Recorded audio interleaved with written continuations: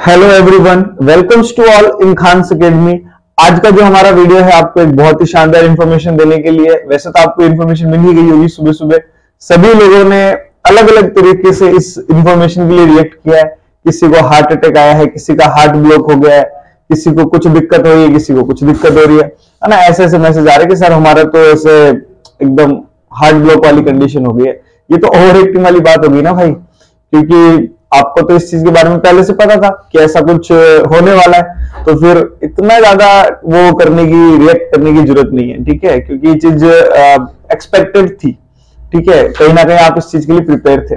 चलिए कोई बात नहीं, उससे आगे बढ़ते हैं हम लोग कि जो हमारा ये एग्जाम है एम्स दिल्ली जो है कंडक्ट करवाने वाला है। इसको एग्जाम का नाम है नॉर्सेट 4। इसे अब नॉर्सेट 2023 या 24 ना बोल करके नॉर्सेट 4 बोला गया है। और इसमें जो जनरल बेसिकली क्वालिफिकेशन की अगर मैं बात करूं तो जो हमारे बीएससी नर्सिंग के जितने भी स्टूडेंट्स हैं, यानी जो बीएससी नर्सिंग कर रहे हैं, उन लोगों को यहाँ पे कोई भी एक्सपीरियंस की नीड नहीं है। बस उनके पास किसी भी स्टेट नर्सिंग काउंसिल का क्या होना चाहिए, रजिस्ट्रेशन होना चाहिए, और वो इस एग्जाम के लिए एलिजिबल है। और ऐसे लोग जिन्होंने पोस्ट बेसिक किया है उन्हें भी किसी एक्सपीरियंस की जरूरत नहीं है, वो सीधा ही अपने रजिस्ट्रेशन के साथ में इस एग्जाम्स के लिए एलिजिबल है। फिर हम बात करें अगर जीएनएम स्टूडेंट्स की, या जिन्होंने जीएनएम कंप्लीट किया है अपना, उन लोगों को बस थोड़ी सी एक चीज ध्यान में रखनी है कि उन लोगों को यहाँ पे क्या चाहिए, साथ में एक 50 बेडेड हॉस्पिटल में 2 साल का एक्सपीरियंस चाहिए, जो कि हर एक सेंट्रल गवर्नमेंट एग्जाम का क्या होता है, क्वालिफिकेशन होता है। एज ग्रुप की अगर मैं बात करूं तो यहाँ पे जो एज ग्रुप है वो 18 से 30 साल होने वाला है। यानी अगर कोई 18 से छोटा तो मेरे ख्याल से होगा ही नहीं, इतने में बीएससी नर्सिंग भी नहीं कंप्लीट होती है। लेकिन हाँ, अगर कोई 30 साल से ज्यादा का हो चुका है वो इस एग्जाम के लिए एलिजिबल नहीं है। फीस की अगर मैं बात करूं तो फीस आप लोग देख सकते हैं, जो जनरल एंड ओबीसी कैंडिडेट है उनके लिए 3000 रुपए है एज यूजुअल ज्यादा, और एससी एसटी के कैंडिडेट्स के लिए ये इस बार ज्यादा फर्क नहीं आया है, लेकिन हाँ फिर भी 600 रुपए कम है, 2400 रुपए उन लोगों की फीस है। चलिए आगे हम बात करें, जो इसके अंदर आप लोग पेमेंट वगैरह है वो आप जहां से भरेंगे वो आप इजिली कर देगा, यहाँ पे इतना गौर करने वाली बात हमारे लिए नहीं है, ठीक है। एग्जाम डेट ये देखिए यहाँ पे गोल्डन वर्ड्स में लिखा हुआ है, online CBT mode examination date is 3 June 2023। Saturday को एग्जाम होगा, देख लीजिए, अच्छा दिन है ना सैटरडे। चलिए कोई बात नहीं, एग्जाम देकर के नेक्स्ट डे रेस्ट कीजिएगा आराम से। अब देखिए एग्जाम की जो एप्लीकेशन फॉर्म है वो ऑनलाइन मोड में है, आपको कोई पर्चा भरने की जरूरत नहीं है, बेसिकली ऑनलाइन तरीके से आपको भरना है। साइट यहाँ पे दी गई है एम्स www.aimsexam.ac.in।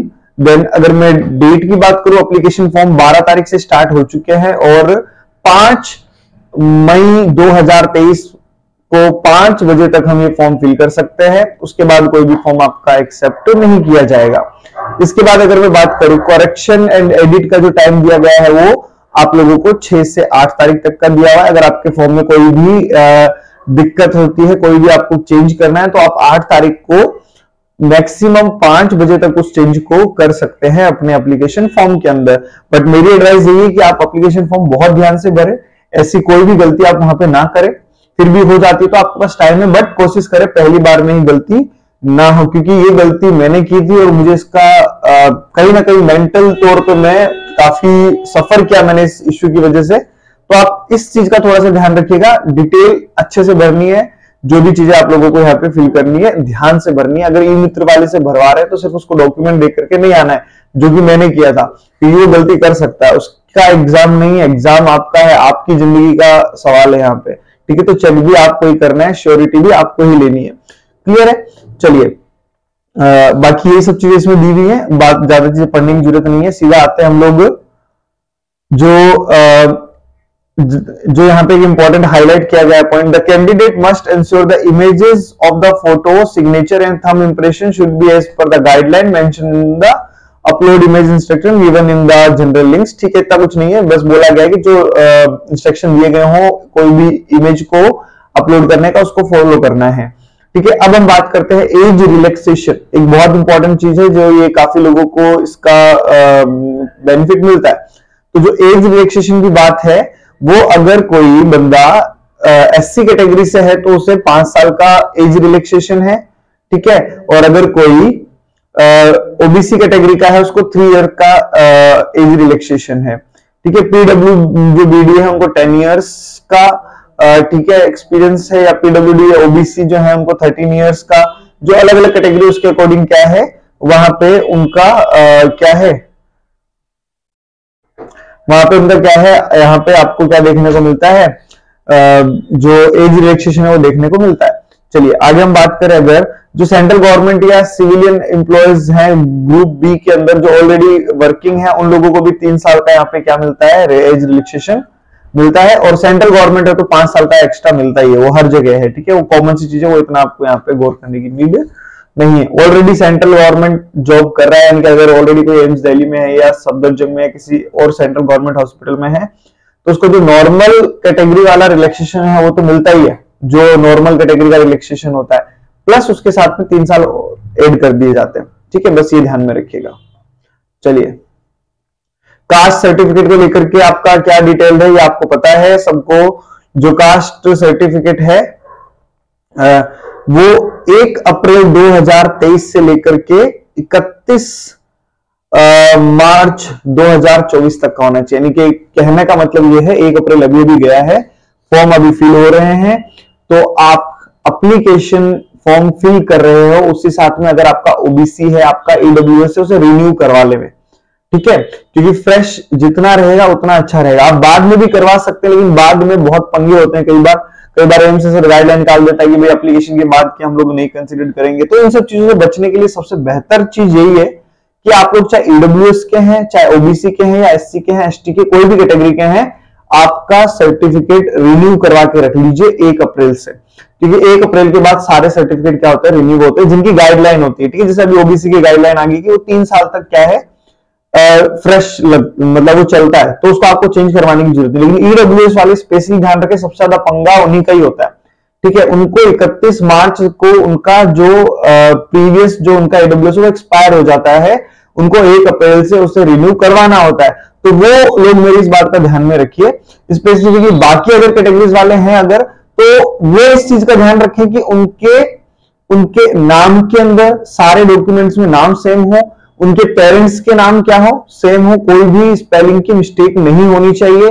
कोई भी आपकी कास्ट है, चाहे वो सेंट्रल पे है या वो स्टेट के बेसिस पे है, आपके आधार कार्ड में क्या कास्ट लिखी हुई है, आपके सर्टिफिकेट जो आपका कास्ट सर्टिफिकेट है या जो आपका कैटेगरी सर्टिफिकेट है उसमें क्या लिखी गई है उसको जरूर मैच कर लें।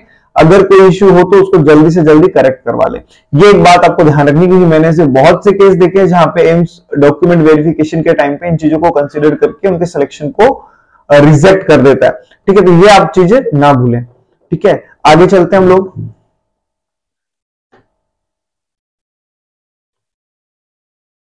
है ना, सबके पास वैलिड सर्टिफिकेट होने चाहिए, कोई भी फर्जीवाड़ा नहीं होना चाहिए। फर्जीवाड़ा होने पर कोई भी दिक्कत हो सकती है, ठीक है। ये इसके लिए आप लोग ये सारे क्या होंगे, रिस्पॉन्सिबल होंगे, ठीक है। हाँ, अब बाकी जो लोग ऑलरेडी सर्विस में हैं वो चाहते हैं दूसरा एम्स लेना, वो लोग ध्यान में रखें, एनओसी जरूर ले लें, है ना। एनओसी बहुत इंपॉर्टेंट है। आपको ये ध्यान में, आपके इंस्टीट्यूशन का अलग अलग रूल होता है, 15 दिन पहले आप एनओसी के लिए अप्लाई कर दें जरूर से जरूर। यानी देखिए आपका जो लास्ट डेट है वो 5 मई है, तो आप 20 तारीख से पहले पहले एनओसी के लिए जरूर अप्लाई कर दें, ठीक है। क्योंकि एनओसी बहुत जरूरी है, इससे आपका पे प्रोटेक्शन मिल जाता है, आपका प्रोबेशन काउंट हो जाता है, सब कुछ चीजें यहाँ पे आपको फायदे ही मिलते हैं। तो एनओसी जरूर ले लें आप। Any dispute in regard to any matter referred to herein shall be subjected to the judiciary of Delhi court। यानी अगर कोई भी आपका लीगल पंगा होता है तो जो कोर्ट होगा वो दिल्ली कोर्ट ही होगा, ठीक है। आपको इससे भी इतना लेना देना नहीं है, जान लीजिए।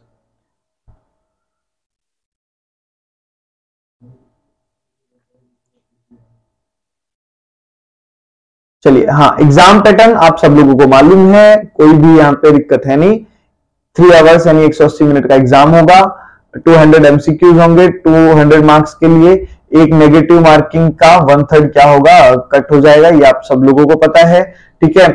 जो मिनिमम क्वालिफिकेशन मार्क्स है वो जनरल के लिए 50% है, ईडब्ल्यूएस के लिए 45% है, ठीक है, ओबीसी के लिए 40% है, ठीक है, सॉरी सॉरी जनरल के लिए, जनरल एंड ईडब्ल्यूएस के लिए मिनिमम क्वालिफाई मार्क्स 50%, ठीक है। ओबीसी के लिए 45% एंड SC ST के लिए 40%, ठीक है। इससे वैसे कोई फर्क नहीं पड़ता, ठीक है। सिलेक्शन के लिए तो ज्यादा ही लाने पड़ेंगे, क्वालिफाइड होकर के क्या ही कर लोगे।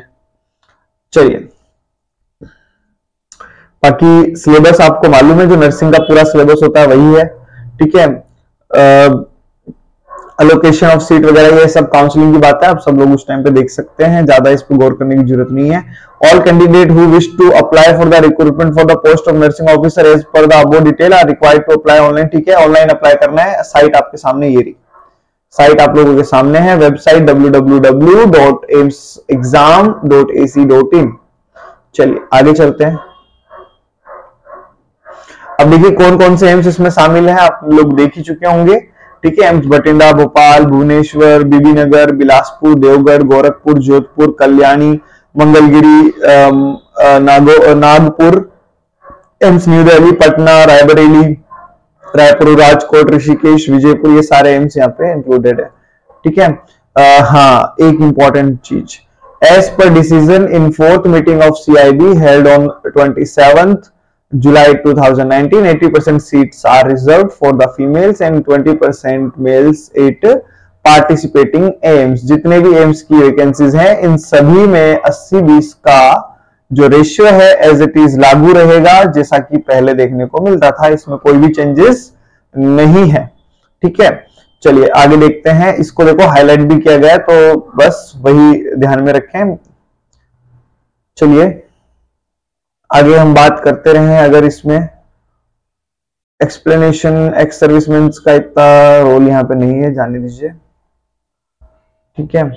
हाँ, तो लास्ट में एक पेज है जो कि वेरी वेरी इंपॉर्टेंट है कि कौन से एम्स में कितनी सीटें हैं, ये आप लोगों के सामने दिखाई दे रहा है। आप लोगों को जो अभी तक सर्कुलर आया है, इसके अंदर जो सबसे ज्यादा सीट है एज यूजुअल एम्स दिल्ली, है ना, एज यूजुअल एम्स दिल्ली एक गहरा कुआं जैसा समझ लीजिए, कभी इसमें कमी, मतलब स्टाफ की कमी यहाँ पे हमेशा रहेगी। और जैसा कि आप देख रहे हैं एम्स दिल्ली में सबसे ज्यादा 620 पोस्ट हैं, तो बहुत अच्छी अपॉर्चुनिटी है। उसके अलावा जिसका सभी लोगों को बहुत ही बेसब्री से इंतजार रहता है, एम्स जोधपुर, है ना। मुझे पता है राजस्थानियों को एम्स जोधपुर ही चाहिए, तो आधे लोग तो यही एग्जाम देने वाले हैं जो अभी कहीं दिल्ली या बाहर एम्स में है, और जिनको क्या चाहिए, एम्स जोधपुर चाहिए। पिछले बार जिनको नहीं मिल पाया था, क्योंकि पिछली बार एम्स जोधपुर वैकेंसी नहीं थी, इस बार एम्स जोधपुर की 300 वैकेंसी है। पिछले नॉर्सेट की हिस्ट्री में सबसे ज्यादा सीटें हैं इस बार एम्स जोधपुर की हिस्ट्री के अंदर, क्योंकि पहली बार जब आई तब 170 सीटें थी, नेक्स्ट ईयर उन्होंने दी ही नहीं। उसके बाद वाले एग्जाम में भी शायद कोई भी सीट नहीं थी, और अभी वाले एग्जाम के अंदर क्या है, 300 सीटें, तो ये बड़ा ही खतरनाक मामला है। तो जोधपुर ऑब्वियसली बात है, तो बहुत अच्छी अपॉर्चुनिटी है। उसके अलावा बाकी एम्स में भी 100-150 के आसपास सीटें हैं सभी के अंदर, है ना। तो टोटल इस तरह करके टोटल सीटें 3055।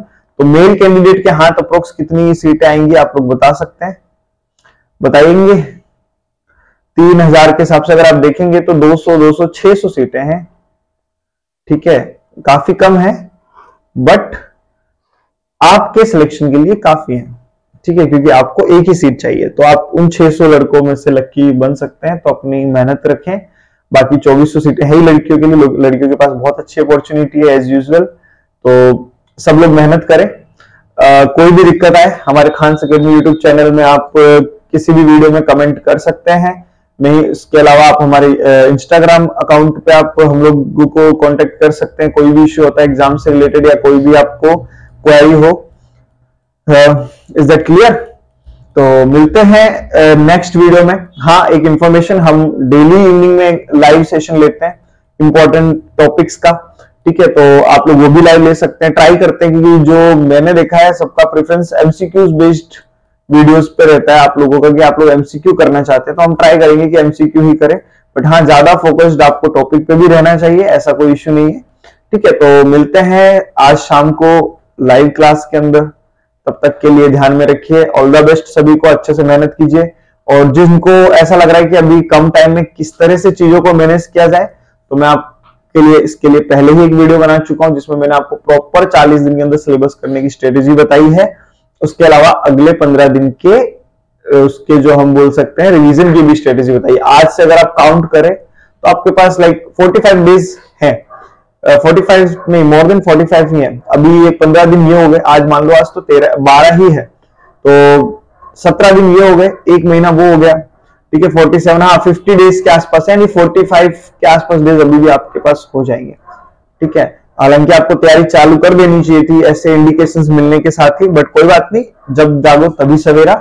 तो अभी भी आप चालू कर सकते हो, तो बहुत कुछ कर सकते हैं। चलिए मिलते हैं नेक्स्ट वीडियो में।